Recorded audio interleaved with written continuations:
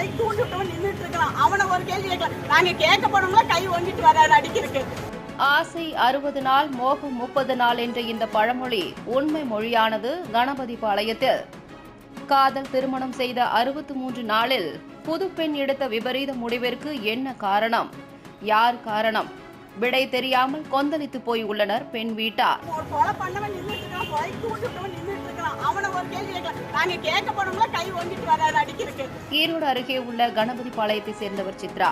இவருக்கு நர்மதா, மீனா என்ற 2 மகள்கள் உள்ளனர். கடந்த சில ஆண்டுகளுக்கு முன் கணவரை விட்டு பிரிந்த சித்ரா அதே பகுதியில் உள்ள டிபார்ட்மெண்டல் ஸ்டோர் ஒன்றில் பேக்கிங் பிரிவில் வேலை செய்து 2 மகள்களை வளர்த்து வந்தார்.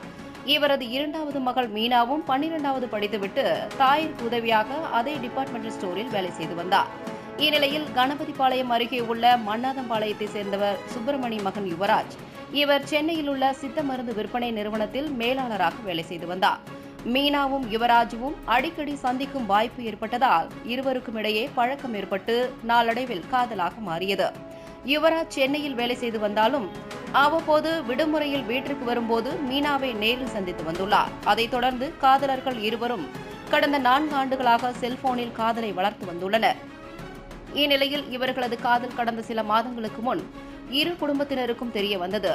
இருவரும் வேறு வேறு சமுதாயத்தை சேர்ந்தவர்கள் என்றாலும் இருவரும் காதலில் உறுதியாக இருந்ததை தொடர்ந்து 2 வீட்டினரும் இவர்களது காதலுக்கு சம்மதம் தெரிவித்தனர்.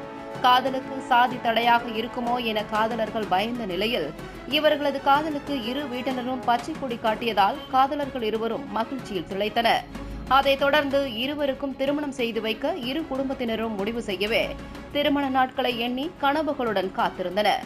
ஒவ்வொரு நாட்களும் ஒரு யுகமாய் கழிய திருமண நாளும் வந்தது. உறவினர்கள் சூழ யுவராஜ் மீனாவின் கழுத்தில் தாலியை கட்டிய அந்த வினாடி இருவரும் உலகையே வென்றுவிட்டதை போன்று மகிழ்ச்சியில் திளைத்தனர். திருமணத்திற்கு பிறகு மீனா கணவர் வீட்டில் மகிழ்ச்சியுடனேயே இருந்து வந்ததாக கூறப்படுகிறது. திருமணமான 63 நாட்களில் சில நாட்கள் மட்டுமே வேலைக்கு சென்ற யுவராஜ் பெரும்பாலான நாட்கள் காதல் மனைவியுடனேயே இருந்து வந்துள்ளார். இந்நிலையில்தான் மீனாவின் தாயாருக்கு இடி விழுந்தது போன்ற அந்த தகவல் வந்தது. வீட்டிலிருந்த ஃபேனில் உயிரை மாய்த்துக் கொள்ள முயன்றதாகவும் அவரை மருத்துவமனையில் சிகிச்சைக்காக சேர்த்திருப்பதாகவும் யுவராஜ் தரப்பினர் கூறியுள்ளனர். மகளின் விபரீத முடிவை கேட்டு அதிர்ச்சியடைந்த சித்ரா அலறி அடித்துக் கொண்டு மருத்துவமனைக்கு சென்று பார்த்தபோது மகளை உயிரற்ற நிலையில்தான் பார்க்க முடிந்தது. காதல் திருமணம் செய்த மகளின் கழுத்தில் கட்டப்பட்ட மஞ்சள் தாலியின் ஈரம் காய்வதற்குள் மகளை சடலமாக பார்த்த சித்ராவும் அவரது உறவினர்களும் கதறி அழுதனர்.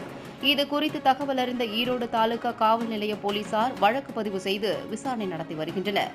இதற்கிடையே மீனாவின் முடிவிற்கு யார் காரணம் என்பது குறித்தும் என்ன காரணம் என்பது குறித்தும் உரிய விசாரணை நடத்த வலியுறுத்தி மீனாவின் உறவினர்கள் உடற்கூறு ஆய்வு செய்யப்பட்ட மீனாவின் சடலத்தை வாங்க மறுத்து போராட்டத்தில் ஈடுபட்டனர்.